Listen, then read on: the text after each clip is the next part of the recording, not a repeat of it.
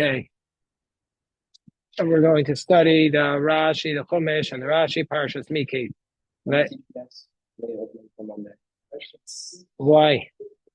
That's good. That means you could pray at our yeshiva in the morning, because that means you come late to school.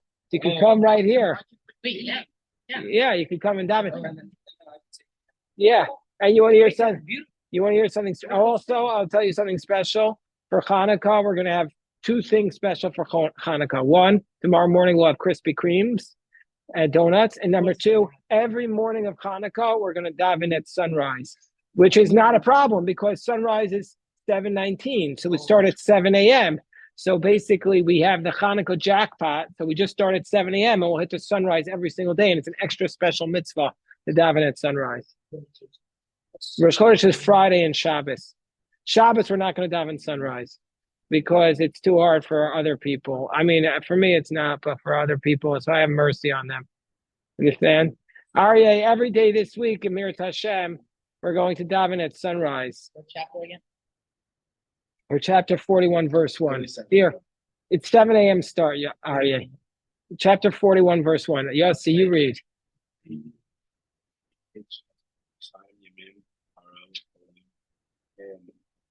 Okay, so I just want to show everybody something because Yossi reads Hebrew beautifully. I don't know what's the page, but I want to show everybody it's a very common mistake with the reading that almost every kid who goes through the day school and even those who don't read this word wrong.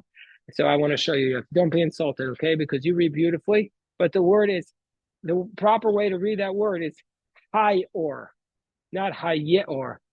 So that's just like I've heard every single person read it that way in the Torah. Whoever reads the Torah always reads it that way. Hayeor. But it's not. It could be a shvanach or shvanah. So this is a shvanach, which means it's connected to the word before it and makes it high. If it will be a shvanah, it will be hayeor. So sometimes actually in that chumash, they may be distinguished between the shvas. Because when I was growing up, we had to learn the rules of why they were written, which one was which. But now they have the different chumashim that they make a difference in the way it's printed. And so therefore, the proper way to read this is high or. Shvanach means to rest, and shvanah means to move. So the resting shvanach would be, it's not but it's just a pause. So it's high. There's no movement to it. But that's shvanach. That's shvanach. Yeah. Okay, so then let's read the Rashi. Yossi, read the Rashi after. I'm sorry if I embarrassed you. Please forgive me, but I was just trying to help you become an even better version of yourself. Okay, go on. What does it mean by Rashi Miketz? It was at the end of 2 years, and Pharaoh had a dream, and he was standing on the Yaor, which is the canal. So what does it mean by Rashi Miketz? What does that mean? We sof at the end. Kolash on Kate's sofu. I also think this is deeply symbolic because like Joseph was at the end of the road. He's at the end of the line. He was on his last lifeline. He was in the prison for 2 years. And the prisons in those days, I don't think they had like 3 square meals a day. You know what I'm saying? I don't think it was like today where even though it's a horrible place, at least there's some oversight. There was just he was in a pit basically for 2 years. I don't even know why they didn't kill him. Why didn't they kill Joseph? What was he doing? It doesn't say he was working. It just says he was in the prison. He was in the pit. It doesn't say he was doing that. It just says he was with the Sarah Tabachim. What are you saying, Noam? Oh, my aunt responded. Oh, what'd she say? Thank you to all my lovers. Oh, so sweet. Yeah, it's probably a very, very emotional time for her. Extremely emotional and scary. It's I can't even imagine the fear she has, what's going through her. I mean, I don't want to talk about it because we're on the YouTube, but I don't want to talk about it when we're recording. Or so Yossi, please read.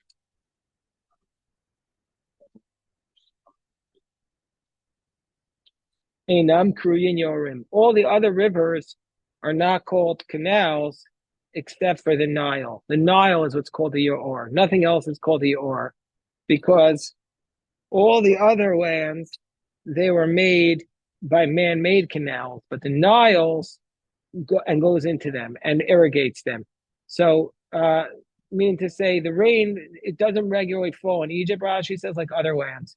So therefore, only the Nile is called the Yaor. So he's standing by the canal. Which canal? The Nile River. The Nile River. We don't know where in the Nile. The Nile is pretty big, but we don't know where. Okay. Aryeh, please read the next pasuk. Beth, chapter 41, verse 2. Keep going. What page is it, Yossi? Tell Aryeh the page. 221.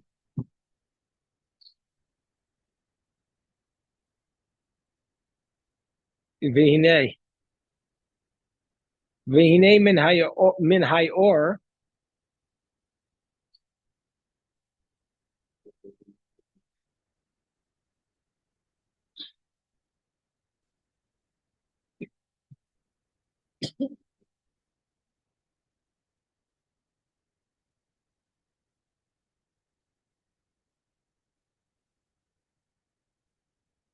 Right. So again, Pharaoh's having a dream, and behold, coming up from the canal were 7 cows, Ifos Mareh. They were very good-looking cows, Ubrios Basar, fatty cows, and they were grazing in the swamp.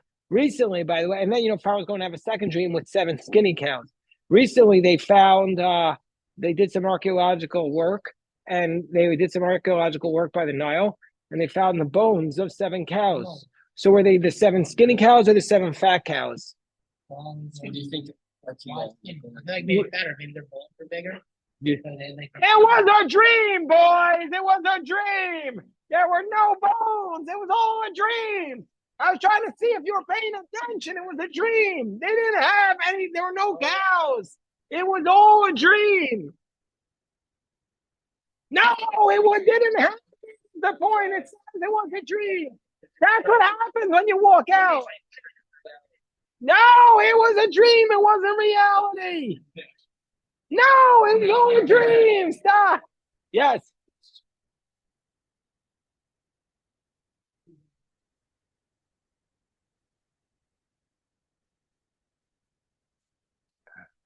What? Let me see it. Let me see. I'll see it in norms. I'll see it in norms. Hold on. The name in high or. Oh, and then in the next one. No, because the dot above the olive is the trup. It's a revi'i in the second one. So okay. So behold, coming up from the canal were 7 good-looking cows, and they were grazing in the swamp. Okay, who wants to read the Rashi? Aiden? Oh yes, you read the Rashi. Yifos Mareh, good-looking cows. Simanhu Meisova. It's a sign for the days of abundance. That the cows are going to appear nice to each other.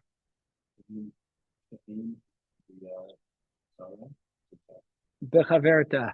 People will not. It's a sign that why is it called the cow's beautiful? I mean, it was such a good-looking cow because when people are making a lot of money in abundance, everybody appears nice to each other. Everybody's sharing the rising tide.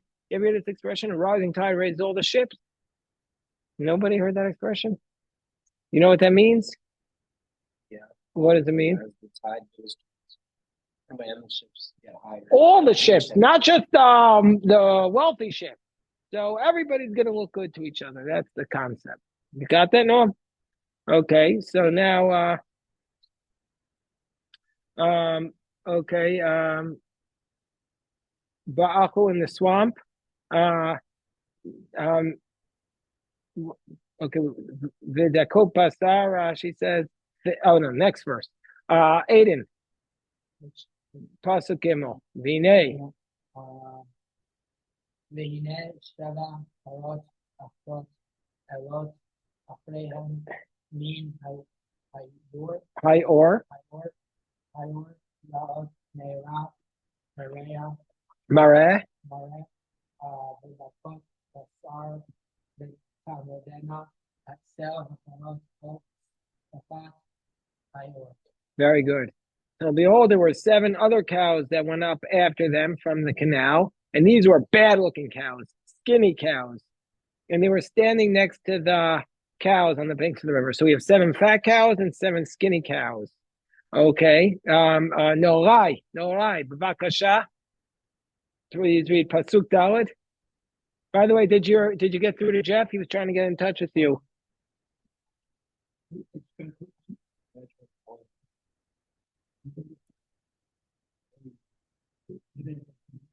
All right, we'll talk about it afterward to make sure you get in touch. All right, go on, Norai.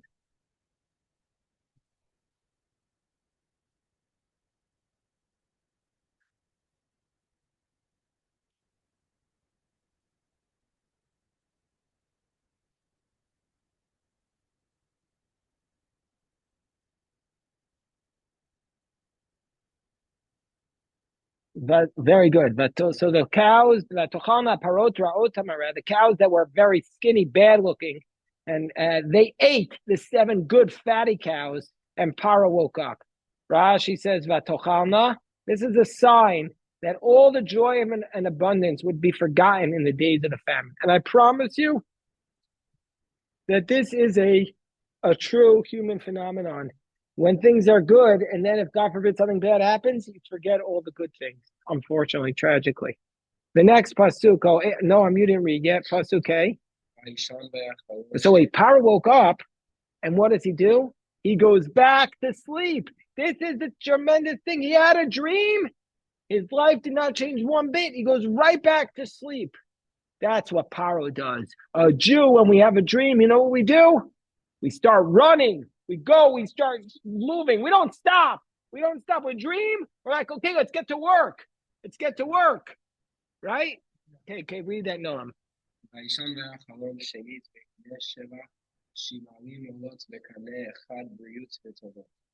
Right. Vayishan, he had a dream and he had a second dream. He went to sleep, he had a second dream. In the second dream, there were 7 stalks. What's a 7 shibolim, 7 ears of grain? What's an ear of grain? No. It's like an ear of corn. Yeah, what does that mean? It's like one. Like a stalk, like basically growing up from the ground. So there were 7 ears of corn coming up from the ground on one stalk. Sheva shibulim olos b'konei echad. So 7, like, I guess the shibulim, there's one stalk coming up, and there were 7 parts coming out from it. There's 7 like parts of the corn. I guess like we have an ear that comes out from our head. So that's like the part of the corn, the part you could eat, was coming out from one stalk. And then they were good looking. The Kanei Echad, Briot Tovot, healthy. Yeah. It's part of the story. Let me hear, Aiden. Let's see what's happening. Yossi, good. I like that. You learned when you were younger that the Pharaoh that we're talking about in Yosef's story, the same Pharaoh in the golden story. How would that make sense? That they could be like the same, or that what he learned wrong? So that no, it says in the book of Shemos.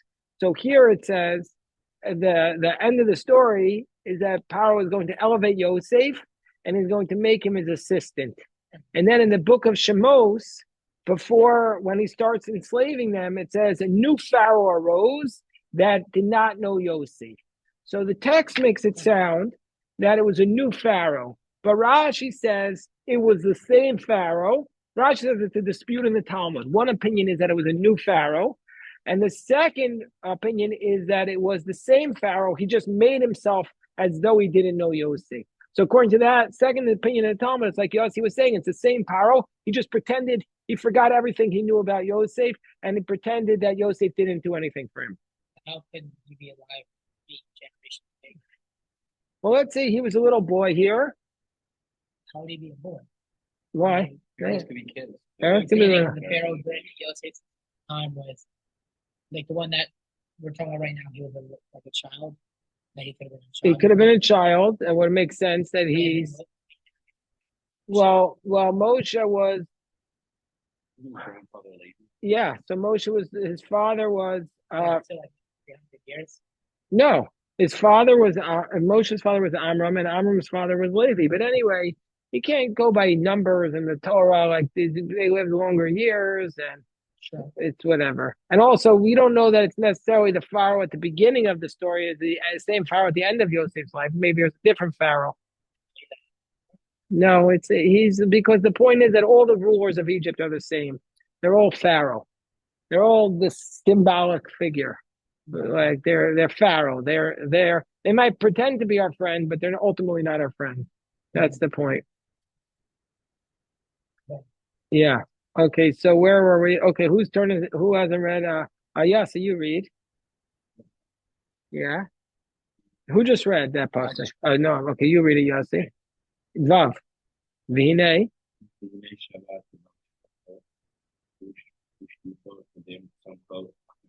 Okay, and behold, 7 stalks that were skinny and beaten started growing up after them. Rashi says, oh yeah, excuse me, Rashi, Rabbi Yosef reminds me that Amram was the son of Kahas, the son of Levi, so Moshe was the great-grandson of Levi.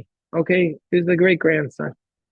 The great-grandson. But even so, by the time he returned to Pharaoh, he was 80. So therefore, it's not just, it wouldn't have been possible unless we're dealing with biblical supernatural numbers. Okay, let's go upstairs to daven now. It's time to daven. Yeah, we have to daven upstairs.